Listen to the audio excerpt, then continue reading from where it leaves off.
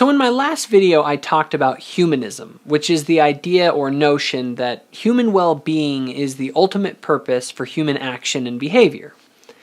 I demonstrated how logically atheistic humanism leads to a worldview in which one's own well-being is the ultimate purpose of your existence, primarily because well-being is only experienced individually. What's interesting to note is that both atheistic humanism and Christianity have the same end goal. They both desire the ultimate well-being of mankind.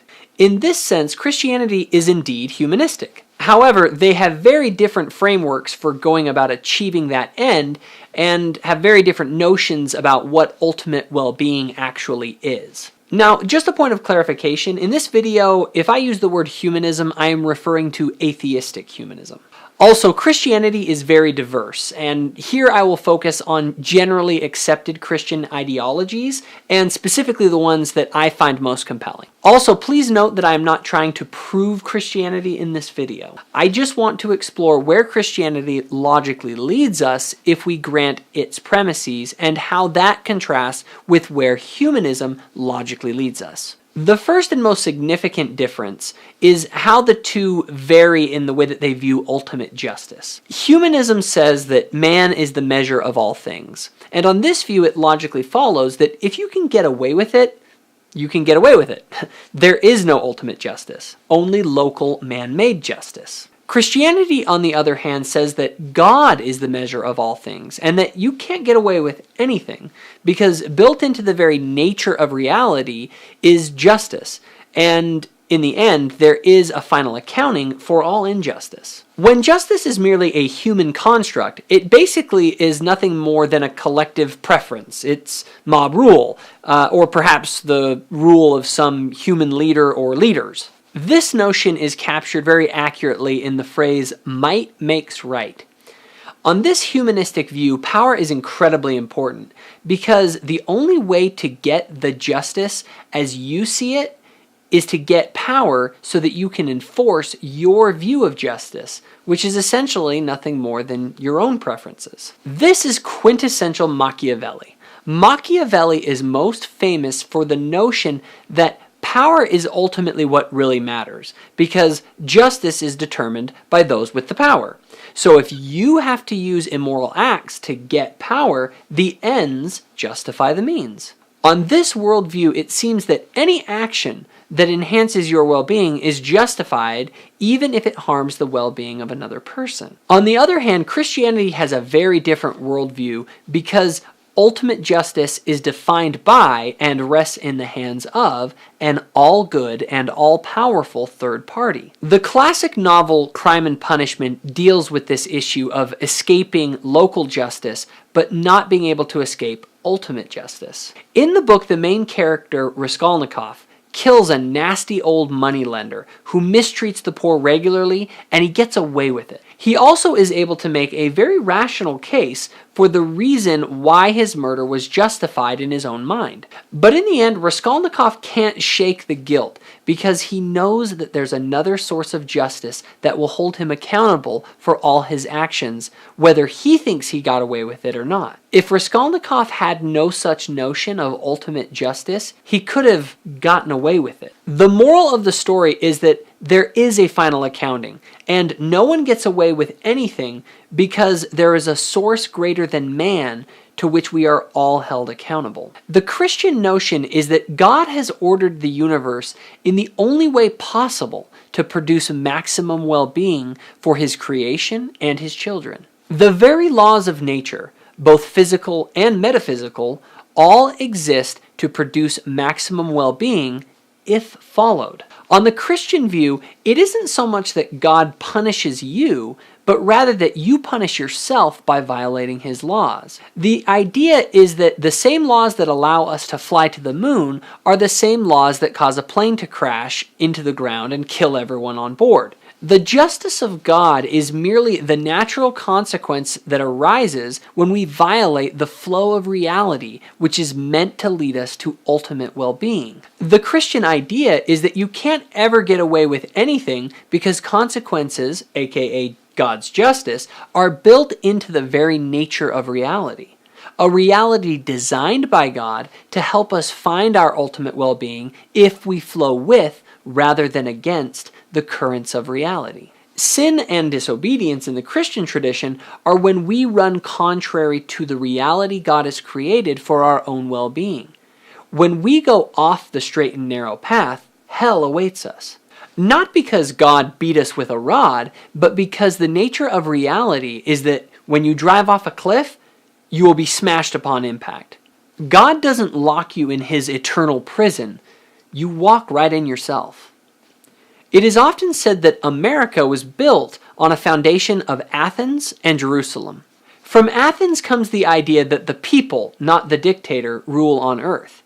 From Jerusalem comes the notion that a perfectly just king rules above all and is the ultimate authority of justice above any earthly governing body. You don't have to guess about this.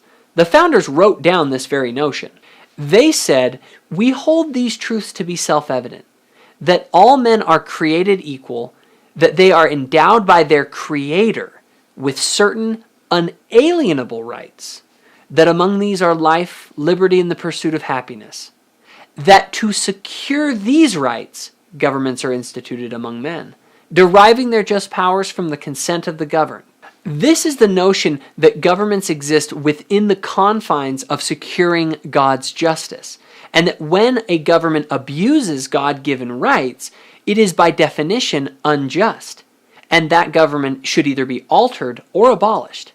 Sadly, on humanism, the notion of inalienable human rights logically cannot exist, and you have no rights. You have only the rights to which the people in power have given you. Another major difference to consider is the idea of an afterlife. On humanism, you are only going to exist for maybe about 80 years if you're lucky. Christianity, on the other hand, posits that you are going to exist forever, and that what you are becoming now, you will have to live with forever. Pretty much everybody lives as if they're going to live forever. As if the music we create, as if the lives that we touch, as if the work that we're doing has some sort of significance because it will transcend just ourselves. But on humanism, the end is the same. We all will cease to exist, and the universe will dissipate into nothing as well. There is no memory of anything, and all that matters is the here and now. Also, the game that you'll play to find your well-being will be quite a bit different if you think you only have a few years left versus if you think you're going to be around forever. Also, if we can predict that a person's life is going to be mostly suffering and pain, isn't the most sensible thing to do is to kill them? Why not just end their existence? In fact, if a group of people are a nuisance to the majority of us, why not just remove them from existence? Needless to say that if we are only going to be around and exist for 80 years or so if we're lucky, it changes the dynamics of the game and the rationale involved in your decision making. Another major difference to consider is the nature of reality on either worldview. On humanism, life is nasty, brutish, and short. The reality is that well-being is in conflict because there are limited resources available to provide us with the well-being we desire. Because of this, power is everything, because it is only through power that you have the ability to get the well-being that you want. Many humanists try to downplay the awful, unfair, and brutal nature of the world that we find ourselves in. Christianity, on the other hand, does not negate these terrible, brutish, and unjust things in the world. It simply provides a solution. Whether you think that solution is valid or not is not my point here. Rather, I think it's important that we recognize humanism provides no solution, no cure to us for this unjust, fallen world that we find ourselves in. So they either pretend that it's not so bad, or they pretend that we can solve it through some sort of innovative system or government that will somehow cure the world of all injustice. While the Christian applauds any efforts to reduce human suffering and make this world better, they understand and confront boldly the reality that this world is in need of saving by a power greater than mankind. Christians are not so arrogant as to assume that we can create a utopia on earth through human ingenuity alone. The Christian view is that if you do your best to flow with the reality that God has created by listening to His wisdom and counsel, there is a better life that awaits, and all injustice can be made right because of Jesus Christ.